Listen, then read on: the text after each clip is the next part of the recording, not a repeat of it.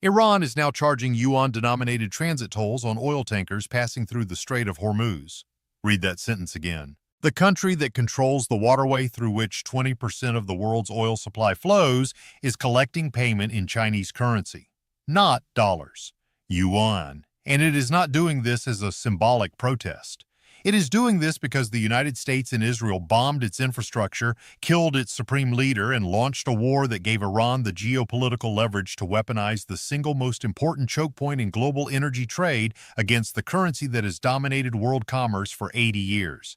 And while Iran charges yuan tolls at the Strait, Indian refiners are settling Russian crude oil purchases in Chinese yuan and UAE dirhams, bypassing the US dollar entirely, according to Bloomberg. And Russia and China now settle approximately 90% of their bilateral trade in rubles and yuan, up from almost nothing a decade ago. And the BRICS bloc, which now includes Saudi Arabia, the UAE, Iran, Egypt, Ethiopia, and Indonesia alongside the original 5 members, has launched a pilot program for a gold-backed digital settlement unit called quote _0 anchored 40% in physical gold and 60% in a basket of BRICS national currencies. And China's cross-border interbank payment system, CIPS, processed the equivalent of $245 trillion in yuan-denominated transactions in 2025, building a real, operational global settlement infrastructure that functions as a parallel to the dollar-dominated SWIFT network. And the mBridge cross-border payment platform, which connects central banks in China, Hong Kong, Thailand, the UAE, and now Saudi Arabia, has processed 387.2 billion Chinese yuan in payments, approximately $55 billion, with 95% of transactions denominated in digital yuan, according to Ledger Insights. These are not proposals. These are not white papers. These are not conference speeches. These are operational systems processing real money in real currencies that are not the US dollar. And the American public has been told almost nothing about what this means for their savings, their retirement, their mortgage, and the purchasing power of every dollar they hold. The petrodollar system that guaranteed American prosperity for 50 years is being dismantled from the inside. In the early 1970s, after Richard Nixon ended the gold convertibility of the dollar, the United States made a deal with Saudi Arabia that became the foundation of American economic dominance for the next half-century. Saudi Arabia agreed to price all of its oil exports in U.S. dollars and to invest its surplus oil revenues in U.S. Treasury securities. In exchange, the United States provided military protection to the Saudi royal family and guaranteed the security of the kingdom. That arrangement, which became known as the petrodollar system, created a structural global demand for dollars that had nothing to do with the American economy's productivity, innovation, or output. Every country on Earth that wanted to buy oil, which was every country on Earth, needed dollars to do it. That demand kept the dollar strong, kept interest rates low, kept borrowing cheap, and allowed the United States to run persistent trade deficits and fiscal deficits that would have collapsed any other nation's currency. The petrodollar was not just a trade arrangement. It was the engine of American exceptionalism. It funded the military that protects the trade routes that carry the oil that is priced in the currency that funds the military. A self-reinforcing loop that lasted 50 years. And Saudi Arabia, the country at the center of that loop, is now a full member of BRICS. Saudi Arabia's central bank joined the mBridge platform as a full participant in June of 2024. Saudi Arabia is sitting inside the infrastructure that was built to bypass the dollar system that Saudi Arabia itself helped create. That is not a diplomatic insult. That is a structural repositioning of the most important oil-producing nation on Earth from inside the dollar system to inside the alternative that is being built to replace it. And the Americans who filled their gas tanks every week for 50 years without ever thinking about why gasoline was priced in dollars are about to discover what happens when that pricing convention changes. When oil is priced in yuan, the global demand for dollars that kept their currency strong, their interest rates low, and their borrowing cheap begins to evaporate. Not overnight, not in a crash.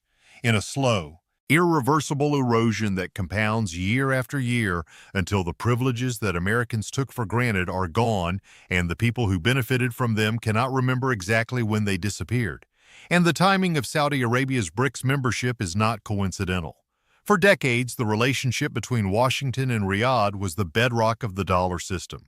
The United States provided security. Saudi Arabia provided dollar-denominated oil.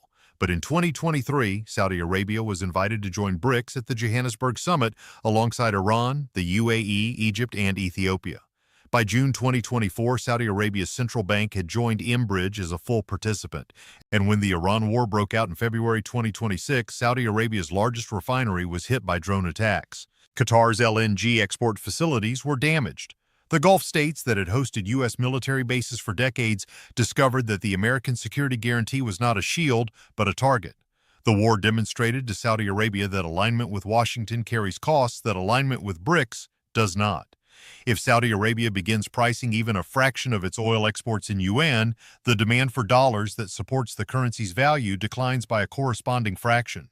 And fractions compound. The petrodollar system was not built in a day. It was built barrel by barrel over 50 years, and it can be dismantled the same way. Barrel by barrel, deal by deal. Until one morning, the dollar buys 30% less than it did a decade ago, and nobody can point to the single moment it happened because it happened in 10,000 transactions that nobody covered. The Iran war accidentally gave BRICS the most powerful de-dollarization weapon in history. Here is what nobody in Washington anticipated when the decision was made to launch Operation Epic Fury on February 28th. The war against Iran did not weaken the de-dollarization movement.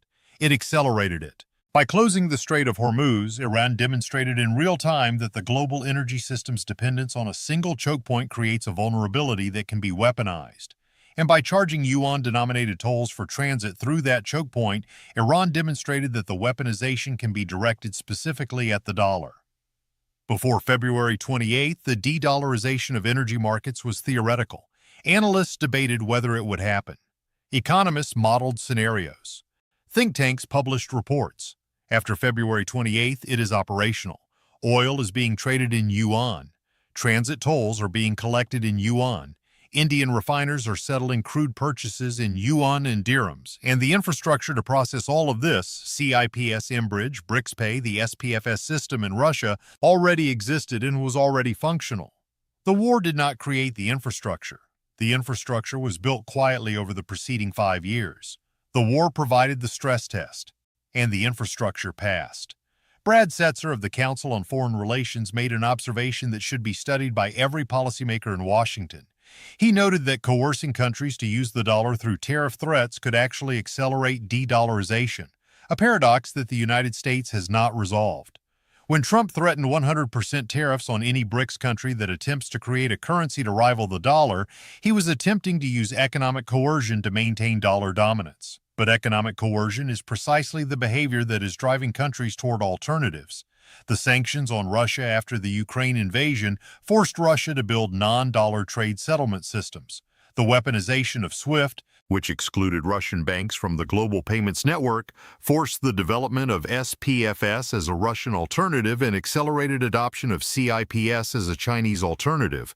And the war on Iran, a BRICS member, has now forced Iran to demonstrate that the Strait of Hormuz can function as a toll booth for yuan-denominated payments. Every American action designed to maintain dollar dominance has had the opposite effect. The coercion creates the incentive to escape, and the escape creates the infrastructure that makes future coercion less effective.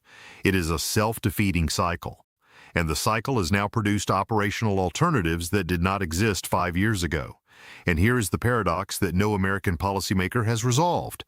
The United States maintains dollar dominance through two mechanisms: the desirability of the dollar as a store of value, and the coercive enforcement of dollar usage through sanctions and tariff threats. The first mechanism works by making the dollar attractive. The second mechanism works by making alternatives dangerous. But the second mechanism undermines the first because coercion makes the dollar less attractive to every country that fears being the next target. Every time the United States sanctions a country, every other country that trades with that country begins building non-dollar settlement capacity as insurance. Every time SWIFT is weaponized, every country that depends on SWIFT begins exploring alternatives. Every time a tariff is threatened against BRICS members who use non-dollar settlement, every BRICS member accelerates their timeline for deploying the alternative. The Council on Foreign Relations, which is not a fringe institution, has explicitly warned that threatening countries with tariffs for de-dollarizing could accelerate the very outcome it is designed to prevent. And that warning has been ignored by the current administration because the short-term political benefit of appearing tough on BRICS outweighs the long-term strategic cost of pushing 45% of the world's population toward a financial system that does not need American permission to function. BRICS now represents 45% of the world's population, and their share of global exports is about to surpass the G7. The BRICS bloc as of early 2026 includes 10 full member nations: Brazil, Russia, India, China, South Africa, Egypt, Ethiopia, Indonesia, Iran, and the United Arab Emirates. The combined population of those 10 countries exceeds 3.6 billion people. That is approximately 45% of the world's population. The G7, by comparison, which is the United States, Canada, the United Kingdom, France, Germany, Italy, and Japan, represents approximately 10% of the global population, and the economic balance is shifting in the same direction. BRICS nations now represent approximately 35% of global GDP measured by purchasing power parity. The G7 represents approximately 30%. BRICS has already passed the G7 on that measure, and BRICS' share of global merchandise exports is expected to surpass the G7's share in 2026, according to multiple analyses. When the bloc that is building the alternative financial system exports more goods than the bloc that built the current one, the gravitational pull of trade settlement shifts toward the currencies of the exporting nations. The International Bar Association published an analysis warning that BRICS is making a concerted effort to coordinate their policies, which may eventually translate into a reduction in the dominance of the U.S. dollar. The dollar's share of global foreign exchange reserves has already declined from 71% in 2000 to approximately 57.74% as of 2025, according to IMF-COFER data. A 13 percentage point decline in 25 years. And the rate of decline has accelerated since the weaponization of SWIFT, the Ukraine sanctions, and the expansion of BRICS to include energy-producing nations. The new development bank, the BRICS-created alternative to the IMF and World Bank, has set a target of conducting 30% of its lending in local currencies by 2026. The bank disbursed $30 billion in 2024, and a growing share of that lending bypasses dollar-denominated debt entirely, reducing borrowing nations' exposure to U.S. monetary policy fluctuations and dollar exchange rate volatility. CIPS now connects 1,467 indirect participants across 119 countries, linking 4,800 banks in 185 countries as of January 2025. That is not a pilot program. That is a global financial network that is operational in more countries than most Americans can name. The unit is real, and it is backed by gold, and it changes everything about how the world prices value. On October 31, 2025, BRICS launched a pilot program for a digital trade settlement unit called the Unit. The unit is designed to be anchored 40% in physical gold and 60% in a basket of BRICS national currencies including the yuan, the rupee, the rial, the ruble, and others. It is built on blockchain technology for immutable instant transactions, and it is designed specifically to facilitate trade between BRICS nations without using the US dollar as an intermediary. The gold backing is the critical innovation. Every previous attempt to create an alternative to the dollar has failed because no alternative currency had the credibility to serve as a trusted store of value. The euro was credible but is controlled by the European Central Bank, which is aligned with Western financial institutions. The yuan was functional but is controlled by the Chinese Communist Party, which most nations do not trust to manage their reserves independently. Gold has none of those trust problems. Gold has been a store of value for 5,000 years. It is not controlled by any government. It cannot be printed. It cannot be inflated. It cannot be sanctioned. And the BRICS nations have been accumulating gold at record pace for 4 consecutive years precisely to build the reserve base that makes the unit credible. China's central bank added over 225 tons of gold to its reserves in 2024. Russia, India, Turkey, and Poland have been buying at similarly aggressive levels. Gold recently crossed $4,500 per ounce, approximately triple what it was just a few years ago. That price movement is not speculation, it is preparation. The central banks that are building the alternative to the dollar are stockpiling the asset that backs the alternative before the alternative launches at scale. And the American consumer who is watching gold prices rise and wondering what is driving the increase is watching the construction of the system that will replace the one their prosperity depends on. Every ounce of gold that moves from Western vaults to BRICS central bank vaults is an ounce of credibility transferring from the dollar system to the alternative. And the transfer is accelerating. BRICS, Pay, and CIPS and SPFS are not proposals. They are operational systems processing real money right now. Most Americans have never heard of SWIFT. The Society for Worldwide Interbank Financial Telecommunication is a messaging system that facilitates communication between banks for international payments. Those payments are overwhelmingly settled in U.S. dollars. SWIFT processes approximately 45 million messages per day, connecting over 11,000 financial institutions in more than 200 countries. It is the circulatory system of the global dollar economy. And BRICS has built three separate alternatives to it. BRICS. Pay is a decentralized payment system that links national payment networks across BRICS member states. It connects Russia's system for transfer of financial messages, which is SPFS, China's cross-border interbank payment system, which is CIPS, and India's Unified Payments Interface, which is UPI. The system has already reduced USD usage in intra-block trade by roughly two-thirds, according to Watcher Guru. CIPS alone processed $245 trillion in yuan-denominated transactions in 2025. To put that number in perspective, the entire U.S. GDP is approximately $28 trillion. CIPS processed nearly 9 times the American GDP in yuan transactions in a single year.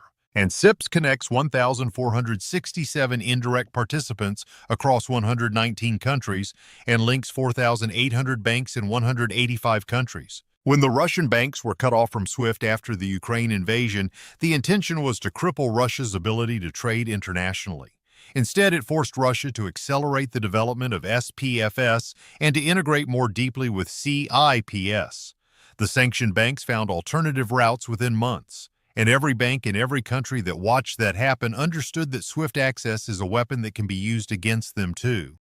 And they began building backup connections to CIPS and SPFS as insurance. The weaponization of SWIFT did not reinforce dollar dominance. It demonstrated that dollar dominance is conditional, that it can be revoked unilaterally, and that any country that depends on it without a backup is vulnerable to the same treatment Russia received. The rational response to that demonstration is exactly what BRICS is building: parallel infrastructure that functions independently of SWIFT, independently of the dollar, and independently of any single nation's political decisions about who gets to participate in global commerce.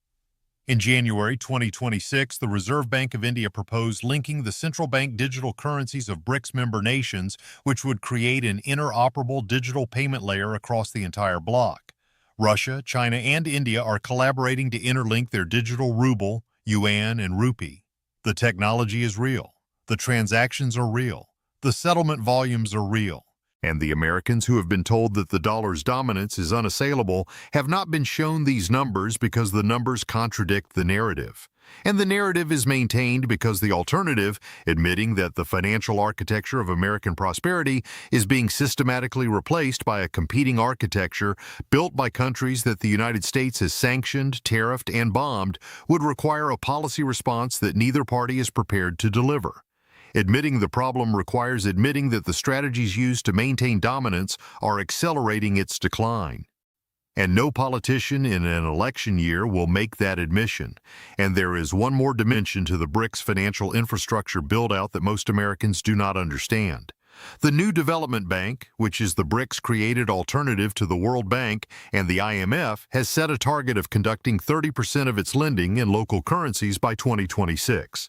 Unlike the IMF, which attaches policy conditions to its loans that typically require borrowing nations to implement reforms favorable to Western financial interests, the NDB supports financial sovereignty by adhering to each country's regulatory framework.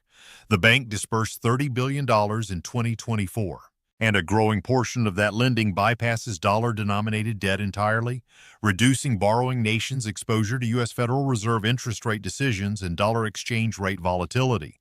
When a developing country borrows from the IMF, it borrows in dollars. When the Fed raises rates, the dollar strengthens and the cost of repaying that dollar-denominated debt increases, sometimes catastrophically. That dynamic has caused debt crises across the developing world for decades, from Latin America in the 1980s to Asia in the 1990s to Africa in the 2000s. The NDB offers an escape from that cycle. Borrow in your own currency, repay in your own currency, and decouple your economic fate from the policy decisions of a central bank in Washington that does not consider your interests when it sets rates. That offer is enormously attractive to the 150 countries that are not in the G7. And the attractiveness increases every time the Fed raises rates, every time SWIFT is weaponized, every time tariffs are threatened, and every time an American war disrupts a trade route that the developing world depends on. Each escalation by Washington makes the BRICS alternative more appealing to more countries, and the list of countries that have applied for BRICS membership or partner status now exceeds 40. 40 countries want in, not because they love China or Russia, because they want out of the dollar system's vulnerability, and the BRICS infrastructure is the only credible exit that currently exists. What this means for your savings, your mortgage, your retirement, and every dollar you currently own. The implications of de-dollarization for ordinary Americans are not abstract and they are not distant. They are mechanical and they are already in motion. When global demand for dollars declines, the value of the dollar declines relative to other currencies. When the dollar declines, every import becomes more expensive. The United States imports approximately $3.2 trillion in goods per year. Those goods include oil, automobiles, electronics, clothing, pharmaceuticals, food ingredients, industrial components, and the raw materials that American manufacturers use to produce domestic goods. When the dollar weakens by 10%, those imports effectively become 10% more expensive. And that cost is passed directly to the American consumer in the form of higher prices at every store, every gas station, every pharmacy, and every car dealership in the country. When foreign central banks reduce their dollar reserves, they sell U.S. Treasury securities. When Treasury securities are sold, their prices fall and their yields rise. When Treasury yields rise, mortgage rates rise, because the 10-year Treasury yield is the benchmark for 30-year fixed mortgage rates. When mortgage rates rise, housing becomes less affordable. Monthly payments increase. Home values can decline because fewer buyers can qualify at higher rates. And the household that bought a home at 3% in 2021 and planned to refinance or sell is now locked into a market where rates are above 6% and the buyer pool has shrunk. When foreign demand for treasuries declines, the U.S. government must offer higher yields to attract the same volume of buyers. Higher yields mean higher interest payments on the national debt. Interest payments on U.S. debt have already crossed $1 trillion per year. If de-dollarization continues and foreign demand for treasuries declines further, the interest burden could climb to $1.5 trillion, $2 trillion, consuming an ever larger share of federal revenue and crowding out spending on Social Security, Medicare, defense, infrastructure, and every other federal program that Americans depend on. The privilege of borrowing cheaply in your own currency is not a right. It is a privilege that exists because the rest of the world wants your currency. When they stop wanting it, the privilege is revoked. And the revocation shows up in your mortgage payment, your grocery bill, your gas price, your insurance premium, and your retirement account. Every single financial metric that defines your quality of life is connected to the global demand for dollars. And BRICS is systematically, methodically, and now operationally reducing that demand. And the specific mechanism through which this reduction arrives in your life is not a dramatic overnight event. It is a gradual repricing of every financial assumption you have made about the future. Your retirement calculation assumed dollar purchasing power would decline at roughly 2 to 3% per year, the Fed's target inflation rate. If de-dollarization reduces foreign demand for dollars faster than the Fed can manage, the actual purchasing power decline could be 4 to 5% per year. Over a 20-year retirement, the difference between 2% annual purchasing power loss and 5% annual purchasing power loss is the difference between a retirement that works and one that runs out of money. At 2%, $1 million in savings retains $667,000 in purchasing power after 20 years. At 5%, the same $1 million retains only $358,000. That is a $309,000 difference in real purchasing power, driven entirely by what happens to the dollar's global demand. And the American who planned their retirement on the assumption that the dollar would always be the world's reserve currency, which is every American who has ever consulted a financial advisor or used a retirement calculator, is making a bet that BRICS is actively working to invalidate. Your mortgage rate is connected to Treasury yields. Treasury yields are connected to foreign demand for Treasury securities. Foreign demand is connected to the need for dollar reserves. The need for dollar reserves is connected to the pricing of oil and trade in dollars. And the pricing of oil and trade in dollars is connected to the petrodollar system that Saudi Arabia is quietly repositioning itself to leave. Every link in that chain is under pressure. And the pressure is coming from 10 countries representing 3.6 billion people and 35% of global GDP who have decided that the chain should be broken. Not because they hate America, because the chain makes them vulnerable to American decisions that do not serve their interests. That is the motive, and the motive is rational. And rational motives do not disappear. They intensify. Every sanction, every tariff, every war, every weaponization of the financial system makes the motive stronger and the alternative more attractive. And 45% of humanity is now acting on that motive with $245 trillion in annual yuan settlement volume, $55 billion in mBridge transactions, a gold-backed unit in pilot, and the world's most important oil waterway collecting tolls in Chinese currency. The speed of the transition is the variable that determines whether this is a gradual adjustment or a crisis. The BIS 2025 survey showed that the dollar was on one side of 89.2% of all foreign exchange transactions. That dominance is real and it is durable, but reserve currency transitions have happened before. The British pound sterling was the world's reserve currency for over a century before the dollar replaced it. The transition took approximately 30 years, from the 1920s to the 1950s, accelerated by 2 world wars and the decline of the British Empire. The current transition, if it follows a similar pattern, would take decades, but there is a key difference. The technology available to BRICS in 2026 is fundamentally different from anything that existed during the sterling-to-dollar transition. Blockchain settlement, central bank digital currencies, instant cross-border payment platforms, and gold-backed digital tokens allow the construction of alternative financial infrastructure at a speed that was physically impossible in the 20th century. What took the dollar 30 years to build can potentially be replicated in 10. And the Iran war has provided the stress test that proved the alternative infrastructure works under real-world conditions. Oil was traded in yuan. Tolls were collected in yuan. Settlements were processed outside the dollar system, and the global economy did not collapse, it adapted. Painfully, expensively, disruptively, but it adapted. And every day that the adaptation continues is a day that the alternative becomes more normalized, more trusted, and more difficult to reverse. The question is not whether the dollar will lose its monopoly. The question is how quickly, how disruptively, and whether ordinary Americans will understand what happened before the consequences are irreversible. The BRICS share of global merchandise exports will surpass the G7's in 2026. The unit is in pilot with gold backing. CIPS connects 4,800 banks in 185 countries. mBridge processes $55 billion in digital yuan settlements. Russia and China conduct 90% of bilateral trade without dollars. Indian refiners buy Russian oil in yuan. Iran collects Hormuz tolls in yuan. Saudi Arabia sits inside the mBridge platform. And gold is at $4,500 because the central banks that are building the alternative are stockpiling the asset that backs it. Every one of those facts was unthinkable 10 years ago. Every one of them is operational today, and the cumulative weight of all of them together is the force that is ending the system that made America the most powerful economy on earth for the past 80 years. That system is not being destroyed by an enemy, it is being replaced by a competitor. And the competitor is not one country. It is a bloc of 10 countries representing 45% of humanity that has decided collectively that the cost of depending on the American dollar is higher than the cost of building something else. And they are building it right now. While you are watching this video, the construction is underway, the pilot programs are running, the gold is being accumulated, the payment systems are processing transactions.